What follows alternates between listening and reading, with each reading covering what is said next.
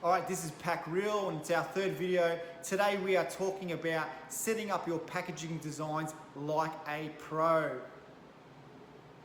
Pack it up, pack it in. Pack it.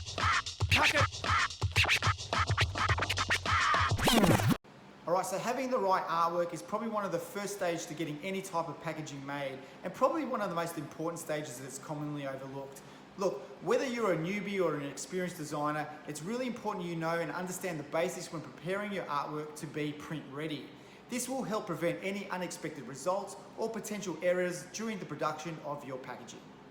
Alright, so let's start with the basics. So if you're not a designer or don't know how to create artwork, look, have no fear because there's thousands of freelancers available online that may assist you at a very low cost. Look, I've put a few of those in the description below, but please do your own research and also feel free to comment if you know of any other good recommendations for graphic design. First tip, set up your canvas. Setting up your artwork 100% to scale is always a good start, unless you're designing artwork for, say, a banner or a huge billboard, which is a little bit different to packaging. Now, the first step is to adjust your canvas size to the same actual size of your packaging, width by height. Now, if you're using an irregular shape or, say, a template, then maybe you don't have to use the actual size and you can annotate the dimensions of your width by height on the actual canvas itself. Now, big warning, I know George is going to come back in and speak about this, but please set up your canvas as CMYK. Do not set it up as RGB.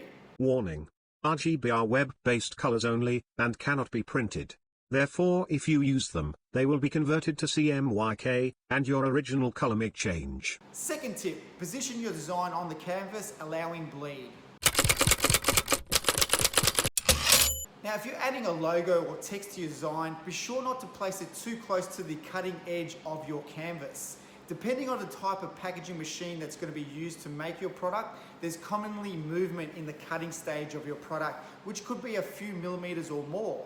So if you place your text or your design too close to the cutting edges, you're going to risk that it's going to be cut off.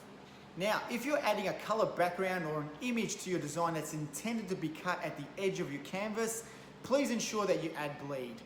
This means that the color image or the color background needs to bleed a minimum of 3 mil past the actual cutting line edge of your canvas. Again, as these machines have some movement in the cutting process, adding bleed is going to help ensure you don't see any little white lines in the paper edge if you don't add that bleed. But when you do add that bleed, if there is movement, you're not going to get any of those white lines. So please ensure that you add bleed if it's intended to go past the cutting line.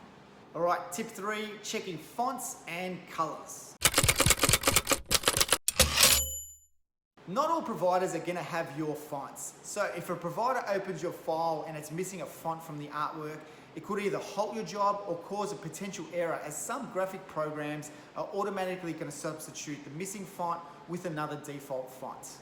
Some designers like to supply their fonts in a separate folder together with their artwork.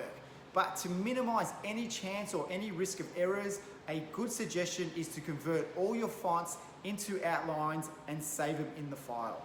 So if you're adding any photographic images or bitmaps into your artwork, make sure the mode of them is CMYK and not RGB, as there's a big color difference between the two of them.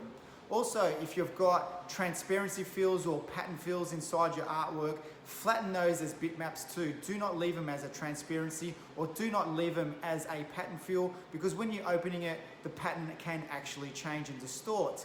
Another thing, if you're linking a file into your artwork, say for instance a big image, make sure it's linked or embedded.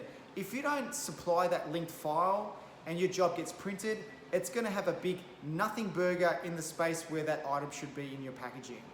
Once again, in your artwork, make sure you check the colors are either grayscale or CMYK or spot colors only. Do not ever use RGB in a print file artwork. Ever. Now, if you are using black text that's placed over a dark background, it might be a good idea to highlight that text and overprint fill that text or outline stroke. This helps make sure that that text is more opaque to the dark background when the job gets printed. All right, our fourth tip is saving a prepress file. Alright, so our first point is saving our files as PDFs. Now, PDFs are globally accepted by most providers around the world, so it's a good idea and recommendation to choose this format when you're saving your Prepress file. Alright, when you're saving a PDF file, a good standard to use is the PDF X4 2010. Using this standard is kind of like using a spell checker on your document. It helps check the file and make sure there's no errors and it's ready for prepress. It also helps maintain layers within your artwork, which sometimes is pretty helpful to providers when they're using your artwork files. In the PDF settings, make sure you allow bleed to your document. If bleed is not added to your canvas, then you need to make sure you add it here in the settings. So if your canvas is set to the actual size, when you're creating your PDF, open the settings and enable crop marks. Just a note, there's no real need to add registration bars or color bars in the settings in the PDF when you're creating your Prepress file. Most of your providers will do that themselves when they're ripping it to a plate.